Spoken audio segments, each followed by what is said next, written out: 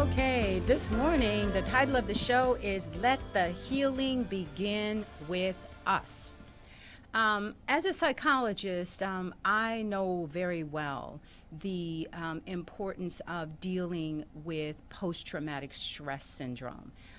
If you look at whether it's slavery, war, discrimination, violence, betrayal, poverty, lack of education, any of these things can have a traumatic impact on the psyche of society and individuals. And if we don't address that trauma, we cannot heal. So this morning, my special guest is spoken word artist Savanna Hartman, who also leads her own congregation in Florida.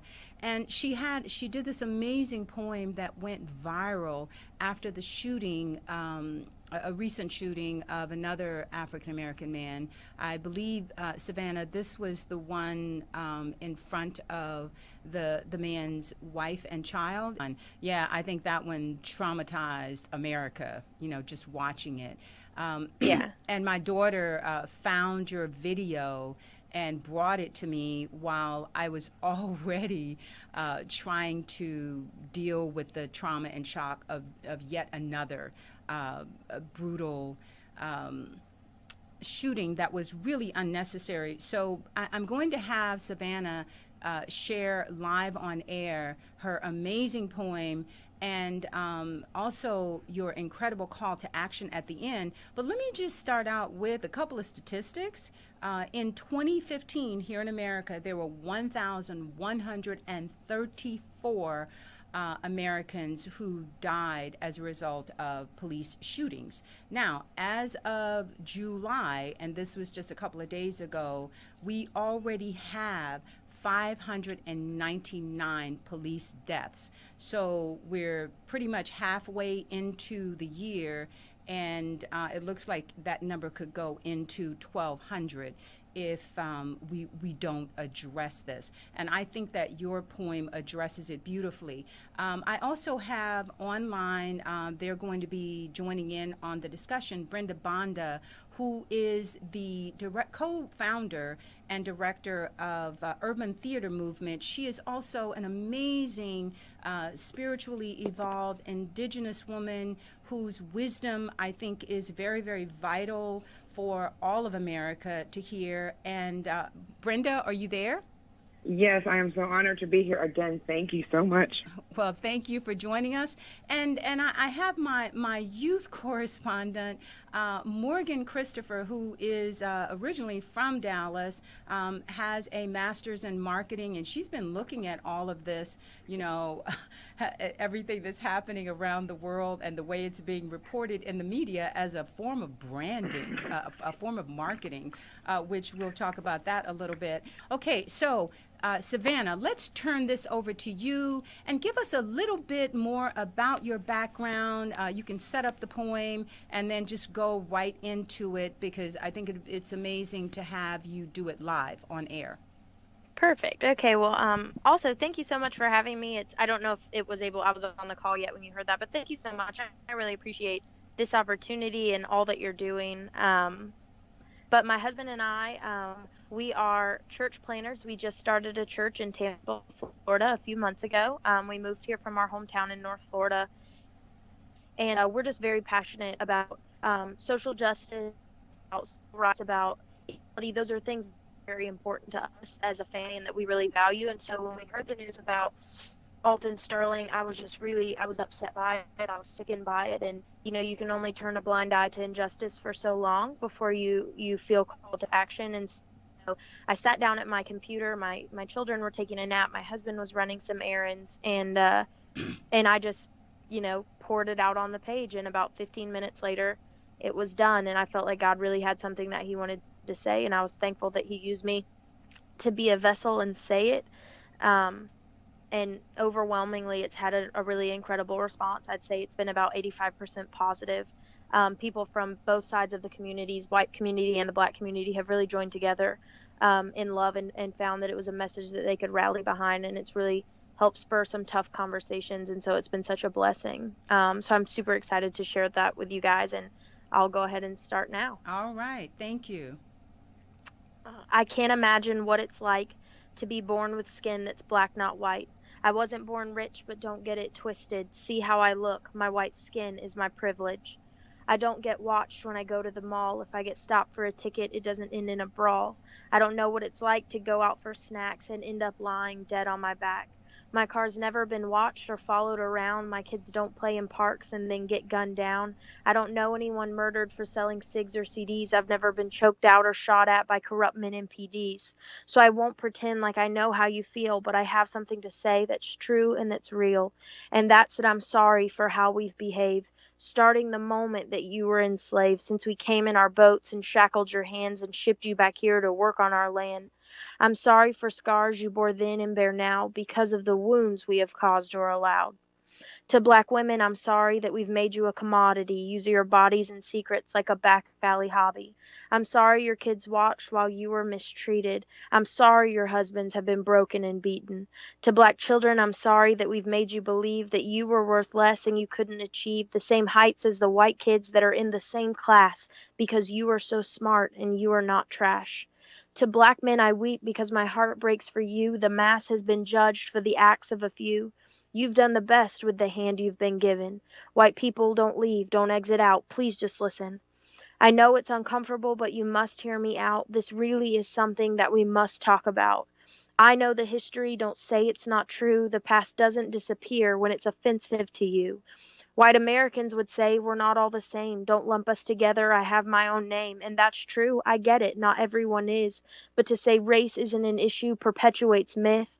To you, I would say that blacks aren't either. Please open your eyes and be a perceiver, because if you would just look and be honest right now, you'd see that their mistreatment is what we've allowed. We act like they're poor and less than and gross. We make fun of their hair and their skin and their clothes. We reject them as people, but their culture we keep, like their music and dance moves, their style and weaves. Don't blame the media or call me mean names, and don't act like what I say is just for internet fame. This stuff is fact. Blacks have been oppressed. Cops manage every day to disarm white guys without death. Just being shady shouldn't cost men their lives. They were doing all they knew to provide for their wives. And this is where you say that not all cops are bad. If you've not exited out, I know you're boiling mad. And you're right, the majority of cops aren't corrupt. But that logic won't stop me, and I will not be hushed. We must speak for the voices who don't have their own, who went out one day and then never came home. Like Eric Garner, Tamir Rice, or Miss Sandra Bland, not a single one of them held a weapon in hand. And still they were killed, and no justice was served. They won't get to speak, their voices will not be heard, because they are dead and buried in dirt. Their families are broken, their deaths were absurd. Say that I'm wrong and I don't know their stories. You want more names? I can name at least 40. I don't want your excuses or your religious bicker. It wasn't Satan who pulled the cops' trigger. I'm not against cops, so don't make this about that. These aren't opinions, these are black and white facts. This isn't about black men or white women or cops. It's about senseless behavior that on all sides must stop. Whites aren't all racist and blacks aren't all thugs. All our lives matter. We were all bought with love. To move forward from here, we all need to change. Behaviors accepted, futures rearranged. Stop blaming them like their deaths were deserved. We all deserve death, but our lives were preserved. By Christ's work on the cross, he paid for our sins so we don't have to make mistakes again and again. Don't scream and don't fight. Start walking in love. Take the masks off our eyes and remove our kid gloves. We can't change the past, but we can change what's ahead. We can change who we are so less people are dead. With accountability for our actions and a voice for our cause, we can form new statutes and create new laws. We can set things in motion and have tough conversations. We can change the future for the rest of our nation. It only takes one person to stand up and say, I won't stand for this. This is not the way. So I'm not sorry for this. It is how it must be.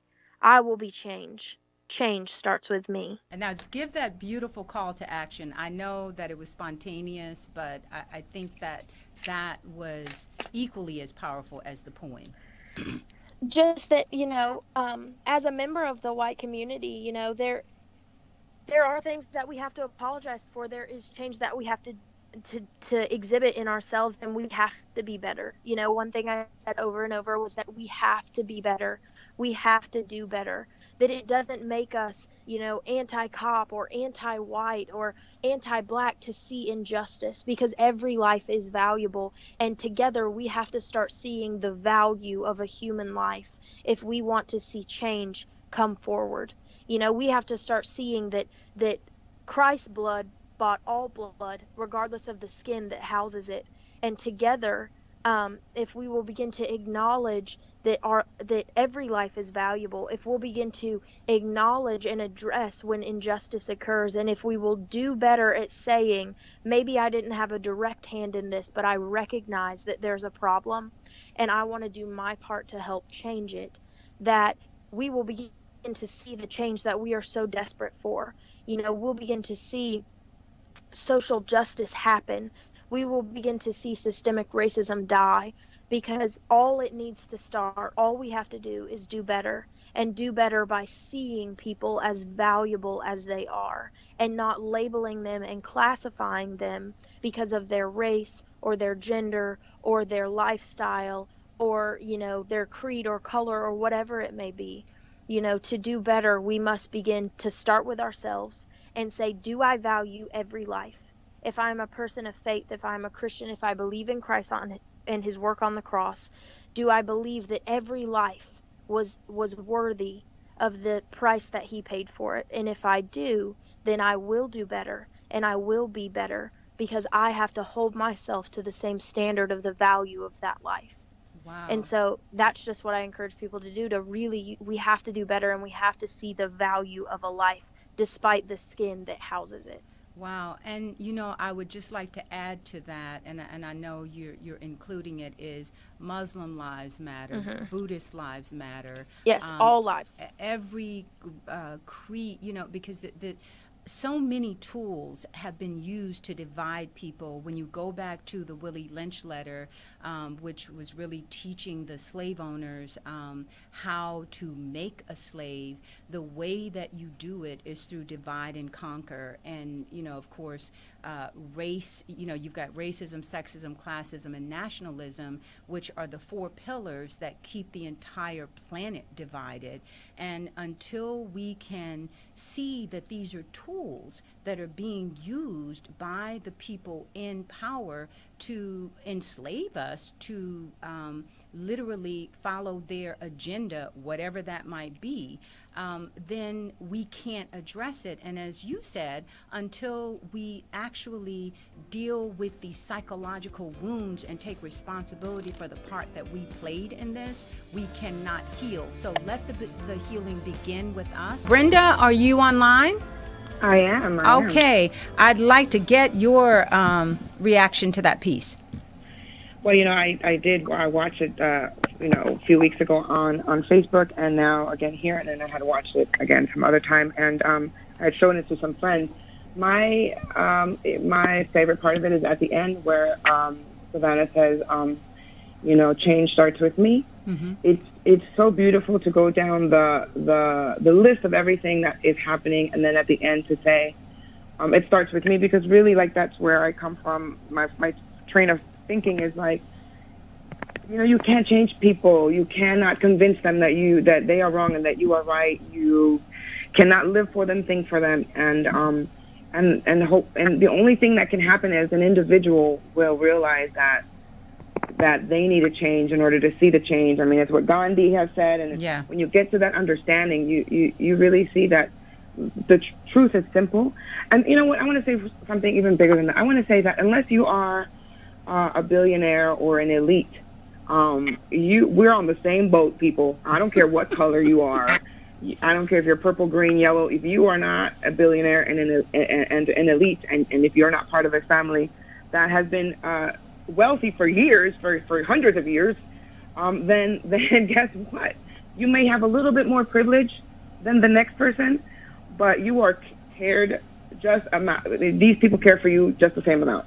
You know, our civil liberties are being taken. Mm-hmm. Any of us can die in quotations, terrorist attack. You know, these, just like you said, these divisions are not real. we are on the same boat, and we need to act appropriately. And my favorite part of the extra, the poem that I saw with Savanna was at the end. Your prayer, Savanna, was so beautiful and heartfelt and so real. And, that intention, I felt it the most. I was like, wow. Made me close my eyes, and I was praying with you. Yeah. And that was very powerful. So thank you for that. Well, Morgan, I'd like to bring you in. Are you there? Yes, I'm here. Yes. I know you were really excited about Savanna being on the show.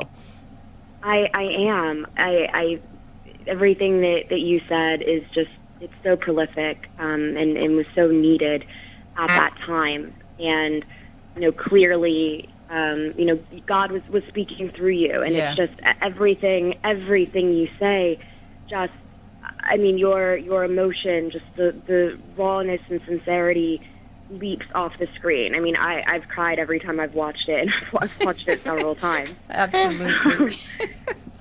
So thank you first of all for just putting that into the universe. And Savanna, thank you so much. Savanna, I want to say that, what you did was so needed at this time. I was thinking about, the fact that you're a white young female from the South. I'm from Texas. And the South is systemic with racism. It's all over the country. But, to have a white female from the South speak out and say, these really tough truths that need to be heard. What I want to hear from you is that other 15%, because I just couldn't see. You addressed everything. I was just like, how can anybody say anything against what she's saying? The truth is the truth. Yeah. But what could anybody possibly say to something that was so divine? I think it was said at the RNC. It was what? I think it was said at the RNC this past week, the other 15%. Oh. Oh. Well, probably. But Savanna, I'd like to get a comment from you. Yeah, I think a lot of it was the majority of kind of the negativity and the backlash came from people that assumed that we were anti-cop. And what we really tried to explain to people was that you can stand for something. Thank you. Without being against something. Exactly. So I was standing for injustice. Yes. I wasn't standing against cops. And in the same way that I talked about in the poem, that I was heartbroken because the acts of a few members of the black community have caused the entire bunch to be judged. Exactly. The acts of a few in the police community, in the justice system, have caused the mass to be judged. And I wasn't talking about them. I'm talking about the bad apples, and it's okay to talk about the bad apples. Absolutely. It is okay. It's okay to have a tough conversation, and I can stand against injustice, and I can stand against systemic racism without standing against people. I'm pro-human. Thank you. I stood up because I am pro-human. And that's so important, Savanna. We're going to continue that part of the discussion after commercial break because I think it's very important for people not to be afraid to speak out because they fear being accused of the very opposite of what they're standing for. That's a very old tactic.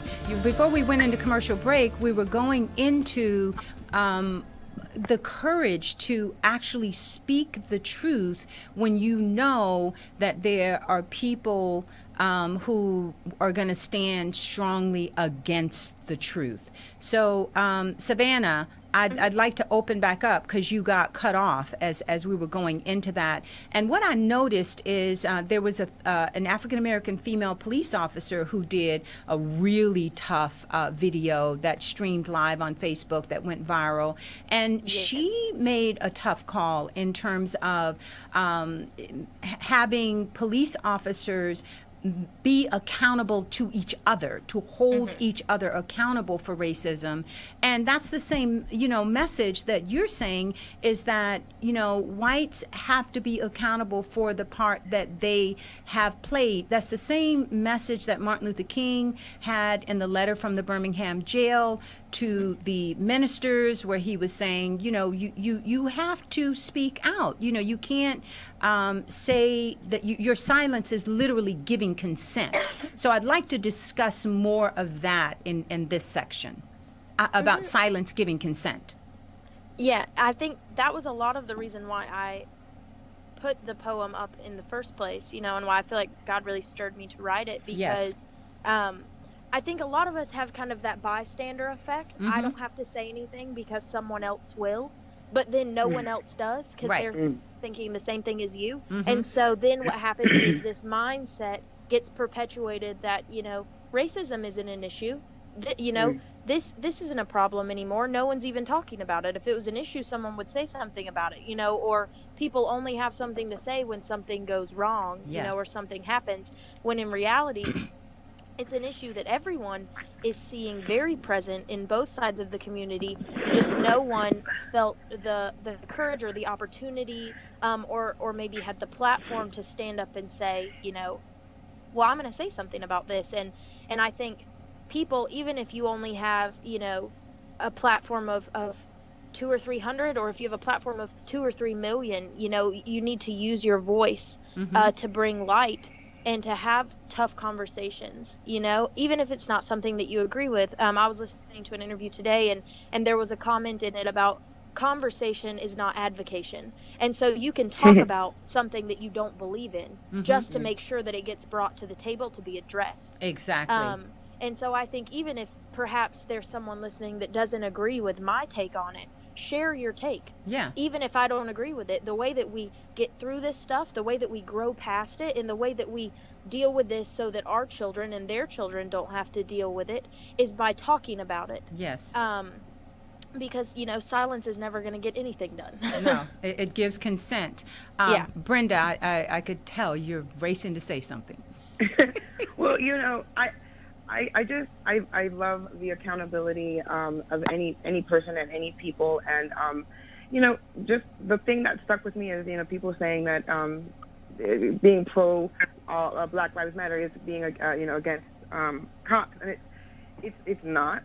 But I hope that people know and are aware of the many outspoken police officers that have come out and have spoken on the racism that exists within the police department, how afraid people are of speaking up, that when you do speak up, you do get fired, you do get reprimanded. Oh, true. I mean, wasn't Christopher Dorner one of those people that was tired of it, and that's why he went and said what he did? And, went off, yeah. Because he tried, to bring it to justice, and there was none, and he just went off. Yes, and I also recently, I don't know if it was like a Dateline episode, or I don't know, there were like 10 police officers, I think this was New York City, who banded together to kind of be outspoken about this and say, these things are happening, we are speaking, listen to us. And then recently in New York City, Michael Birch, who was a police officer, recorded his chief pressuring him to target Black men. Wow. He said, out of 54 citations that you wrote, only 2 were Black, only 2 were something about, he didn't even say Black, he said something about, he asked them, who are the people who commit the most crimes, and was kind of forcing the police officer to say Black men. Yeah. How many Black men did you give citations to? 2. Wow. Why? And he's like, because I wasn't looking for Black men, I was looking for people who were going against the law. Exactly. He wanted him to target that. So I love this conversation. I love the being open and saying, yes, we have to support this, we have to support that. But let's open up the possibility that life is not perfect, that police officers are not gods, and they are not, all spiritual beings, and that some of them might, they have a gun, and maybe they're not all right in the head. Maybe they don't believe that everybody matters. Maybe if you know what I'm saying. Well, you think? People really need to just, say, hey, what if? And when you say what if, you open up your brain to possibilities that may scare you, but you enter a realm that you have to start thinking. Yeah, you really exactly. have to start thinking. So that's what I have to say. Okay, well, Morgan, I could hear you. Yes, absolutely. What's really, I think, disheartening is for every, cop that comes forward and says, here's what I've been ordered to do, or, here's my, like Savannah's done, here's perhaps my own accountability that I'm taking, systemic issues that I wasn't even aware of. For every cop that comes forward and does that, what's really sad is that I think on a grander level, we've seen the continued undermining of this movement. Yeah. And that was especially prevalent at the RNC, which I wanted to watch because to me, it's like watching, I was an athlete, and to me, it's like watching, game tape of your opponent. Yeah. And so I need to know what's being said. I need to know what's being done on the other side. But one thing that was thematic throughout the entire event was having, formidable, respected Black leaders in the community come in and say, this isn't a problem. This isn't an issue. Black Lives Matter is out of control. They're thrusting us into a state of anarchy. And obviously, if you have, leaders of color coming forward saying, no, I don't believe in this at all, of course. I mean, that is the pinnacle of being able to undermine what the movement is really about. And obviously, there are people on that side that need to calm down, need to not, bring us into further chaos. There are bad seeds everywhere. But generally, what the movement is about, to have people come in and undermine it who obviously represent, at least physically, the issues that we're talking about, it's especially disheartening. Well, that's it validates, those people who say, see, there's nothing wrong, there's nothing happening. Yeah. And that was really the biggest theme I saw all week.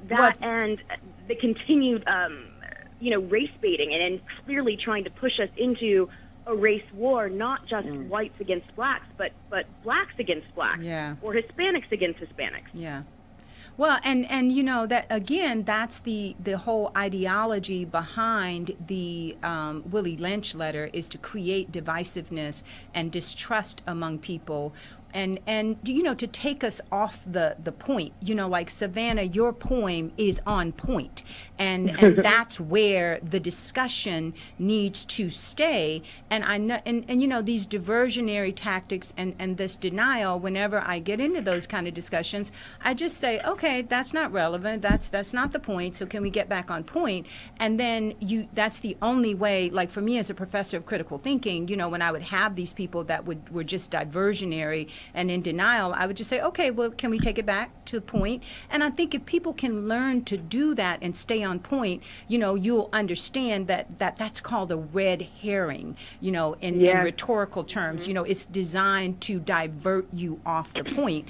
And so what I love about having this forum at CRN is we can stay on point. So, so Savanna, I want to pull you back in, and I want to say that whenever there is someone speaks out like the police officers, it is punitive, so there is a lot of fear, and it takes a lot of courage for people to speak out. And we need to rally behind those courageous people like Savanna and those police officers that are speaking out and saying, they should not be punished. You're not punishing the ones that are killing people, that are unarmed and that are innocent. So why are you punishing people that are speaking out? And that's where the support needs to be. So Savanna, I'd like for you to address that.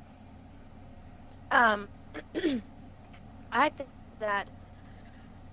think that you can find any to support what you believe in, whether it's good or not good, like what Megan said. You can find anyone to be against anything. People like controversy. And I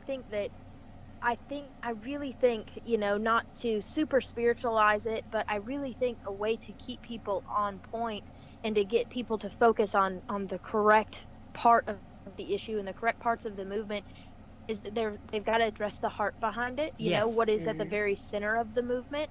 And that is that from every community, Black community, white community, I think every person is kind of ingrained with a desire for justice, ingrained with a desire for worth. And I think a way to keep people on point is to stop focusing on the outward actions. For instance, when you're sick and you go to the doctor, the doctor doesn't say, I'm going to treat all 17 of your symptoms. He says, I'm going to treat your sickness, and the symptoms will take care of themselves. And so I think what we need to do is keeping people on point. We need to continue to focus on the heart of the matter. Yeah. The very core of it. Totally. And point people back to the core, not point people to, a rogue officer, not point people to a rogue member of the Black Lives Matter movement, but what is the heart of it, and address the center issue. And then when the center issue is taken care of, the symptoms won't exist anymore. Brilliant.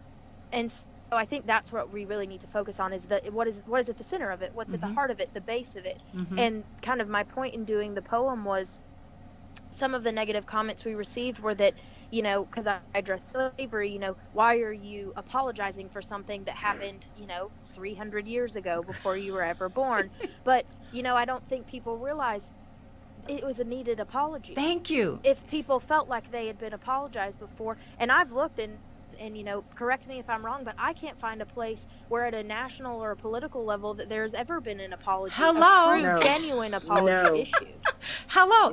And it is necessary for people to heal. That's where forgiveness begins. Exactly. And that was the heart of it, is that, did I own slaves? Do I own slaves? No. I don't even know that any of my family owned slaves. But as a person who sees hurt in another person, I can say, I see the heart of this, is that you just want, you want forgiveness. You want to offer forgiveness. You want forgiveness issued to you. And so I'm sorry. As a person, I hurt with you. And so we're going to look at the heart of this and say, whether I played a direct role in it or not, I'm going to fix it by saying what you need to hear, and that's that I'm sorry. Yes, and I want to honor you for saying that truth, Savanna, because that was what struck me about your piece that was so original, is that I had never seen an apology. When you look at the Armenian genocide, these people are still suffering, trying to get recognition for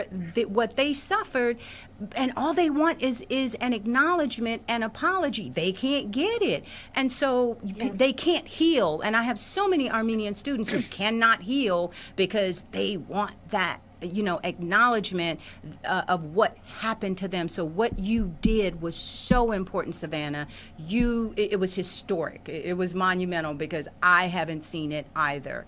No one has apologized about the genocide of the Native American people, and no reparations have been made for them or for African Americans in this country. In Canada, they have paid reparations, interestingly enough. I had a chief on last year who was talking about that. I think that the reason up until now at a national and political level that there has been no apology is because there's kind of this, don't talk about it. Like at a dysfunctional family Thanksgiving, don't talk about it. And if you say sorry, you're admitting wrongdoing. Yeah. And so almost if we don't say sorry, we don't have to acknowledge that it was ever a thing. Exactly. But we have to understand what this country was, the lives that this country was built on, and it is a thing. And so I think it does more justice to say there was wrongdoing, so let's just acknowledge it and go forward. There was wrongdoing. And so by ignoring it, like I say in the poem, the past doesn't disappear because it offends you. Yeah. You have to acknowledge it regardless of if you think it was accurate or true or historical, whatever. Is an apology really going to kill you? No. Is it going to hurt you that bad? You can just do it. And I think we need to walk in love and forgiveness first. Yeah. And then criticize way down the line. Exactly. But that is the most cogent point ever, is for me as a psychologist, when you're looking at the cycle of abuse, there is this conspiracy of silence, and until you feel free to talk about it, and unless the other person acknowledges their part in it, then the healing cannot begin. And so it's so important for us as Americans to be able to have these kind of discussions and to say, yes, sincere apologies are needed. We need people to, in positions of authority and power, to step up. You did it, Savanna. Now we need other people to do the same thing. And I'm going to pass off. Each one of you will have basically 60 seconds with your closing remark. And what I'm going to close with is the fact that you will encounter opposition when you stand for the truth, but it it needs to be spoken, and each of us has to find the courage to say, it's okay for me to be accused wrongly for speaking the truth, but at least I spoke it. So, Savanna, I'm going to turn it over to you. 60 seconds. What do you want to leave the audience with? I actually just want to pray real quick. Thank you. Wrap it up. Father God, I thank you so much, God, for people who are standing for justice, God. I thank you that you're a just God. God, I thank you that you stand with us, God, when we stand for truth. So I pray that each person listening, God, that you would come up underneath their arms, God, and you would strengthen them to be bold, to speak out, God, to walk in love and to live generously, God, and to see their city and their nation changed, God, the world changed, God, because we love first and love generously. Thank you for your help with that. In Jesus' name, amen. Amen. Brenda. Well, I will follow that with my prayer to say that we all find healing, that one day maybe there will be an apology. But just like in my personal life, I had to let go of the idea of people in my life apologizing, and I had to find ways to heal myself. I wish and I pray that people find that healing that they need so that they can focus on living their life and being there for their children. I pray that we see truth in everything, and then if something doesn't sound true, we investigate, that we find community in each other, that when we find sisters like I have with you, Parthenia, Dr. Grant, that we stick together and that we move forward with this movement, this new paradigm that we are building. Amen. Morgan. Yes, I would just like to obviously echo what we've been saying in terms of personal accountability, but also empathy. Just because the person who may be, being oppressed or under fire for some reason doesn't look like you, or you don't think that there is any connection there, we're all human beings, and that's the only connection that you need with someone. We are all members of the human race. That's the only thing that matters. Please be accountable to your actions. Please be accountable to your inaction. Please be empathetic and understand that everyone is your brother and sister. And if we're going to shift the path that we're currently on so that we can end up in a better place, that's what it starts with that personal accountability and with empathy. And I call my generation to lead this charge, because there's so many of us, and we have to take charge of this new direction if we're going to ensure that the future is much, much better than the past and the present. Okay, and I want to say, please stand behind people like Savanna, those of us that I bring on this show who find the courage to speak for the people who don't have a voice and to offer positive solutions to people who are caught up in fear that is being deliberately presented to us by the people that are in power and much of the mainstream media. I want to close with saying, stay centered, find, peace in your heart, and connect with God however you see God.